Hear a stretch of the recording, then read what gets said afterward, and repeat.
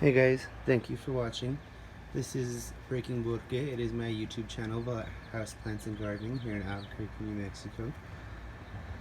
In this video I do want to talk about how I get my wisteria tree to rebloom. Now, keeping things as a standard usually entails quite a bit of pruning and work either way. But on this one, I've let it grow a few years and I've tried pruning different ways, and I want to share with you how I get mine to rebloom. Now, it is in the walkway and I do break some branches by walking back and forth, and just by doing that alone I've naturally gotten a second flush of blooms. What happens here is there are a couple things that you need to pay attention to make this happen, I should say rather. You got to get some growth on the plant from where it started for this season. Now, if we take this branch here, I've already pruned it, and go back to where we see wood again, that's 3 feet of growth. That's got, I'd say, probably a good 20 leaf points where it will either bloom or branch out.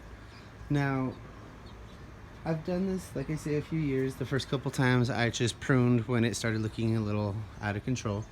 You can see it definitely is there. It's grabbing onto the house, it's taking over the walkway, and it's touching things where it shouldn't. Now, I have it to where it's about 6 to 8 foot of a skeleton when I trim it down in the winter, and I like that size because it has to grow about 4 to 6 feet before you can prune it to force it to bloom again. Now, what you're doing here is, you see this long whip? If we follow it all the way down, we've got at least 6 feet on this thing, and here where it's in the walkway, you can definitely see it starting to die back. Now, if we take it further back and we've let it grow the 6 feet, you can see back here towards the base of where it comes out of last year's growth, those buds are a lot thicker. Now, those buds will be able to bloom. They won't be nearly as big or as impressive as the initial blooms because they didn't have an entire season to build and form those beautiful long sets of flowers. But if we take it back to somewhere around there, we should get a nice full bloom again. And you can see right there, because it was already doing its thing and broken back, we have a tiny little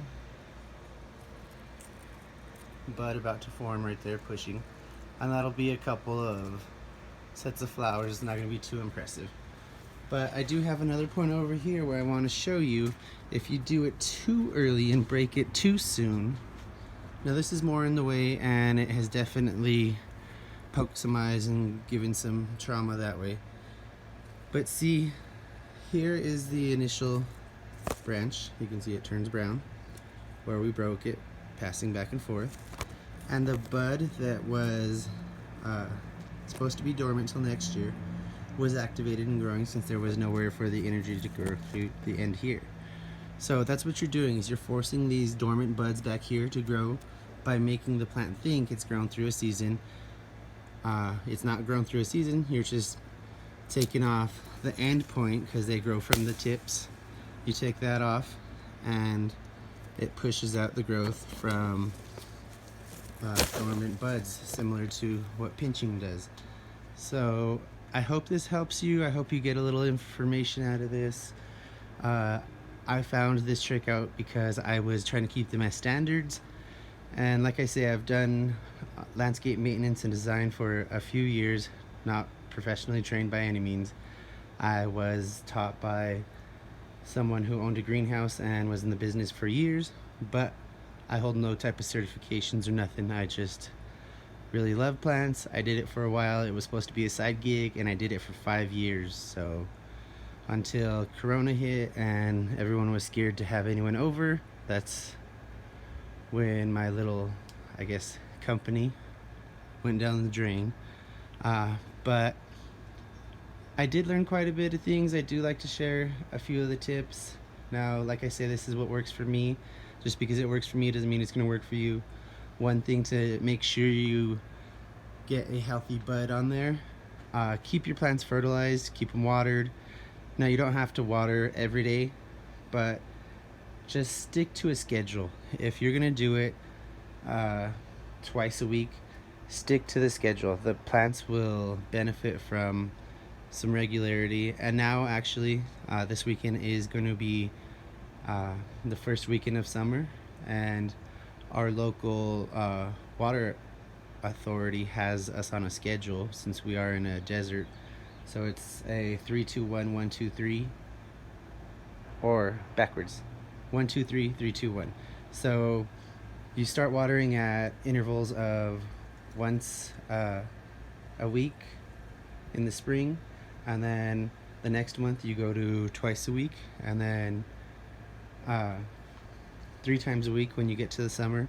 You got to maintain that for a good 2-3 months while it is hot. It does stay hot here a while in New Mexico, and then you start ramping down again in the fall. You go to 2 times a week when you notice there's less growth on your plants and there's less blooming and they're starting to die down for the season.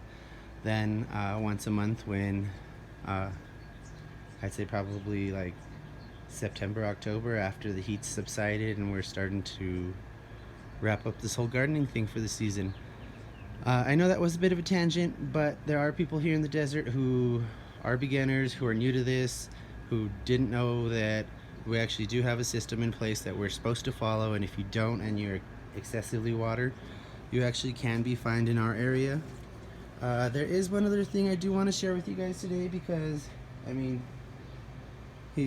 well, I say they, I don't know if it's boy or girl, it's they, because it's too young, but this is another member of my family who I've had for a couple years. I got him off of an ad. Let's see. And we scared him. But there he is. You can see that is a sulcata tortoise.